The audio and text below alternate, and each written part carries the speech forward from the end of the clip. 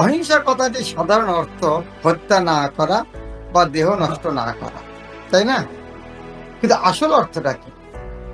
আজকে খেতে বসছে কেউ, ধরুন আপনার খেতে বসছেন, একজন আপনাকে গোলাপ জামুন দিচ্ছে, আপনাকে না দিয়ে অন্যদিকে দিয়ে চলে গেল। তার মানে কি? তার মানে কি? আপনার প্রতি হিংসা করলো কি না করলো? সবাই দিয়ে দিল, আপনাকে দিল, সেটা হিংসা? আপনাকে তো মেরে দিল না গলাতে, কিন্তু আপনাকে গোলাপ জামুনটা দিল না, সেটা কি হিংসা হলো কি না হলো? তো যে যত বড় জিনিস থেকে বঞ্চিত করবে সে তত বড়। তা আমাদের কাছে কৃষ্ণ ভক্তি আছে, এই জিনিসটা যদি কাউকে না দেই তাহলে আমরা কি? তা আমরা যদি কৃষ্ণ ভক্তি প্রচার না করি তাহলে আমরা কি? খালি হিংসু।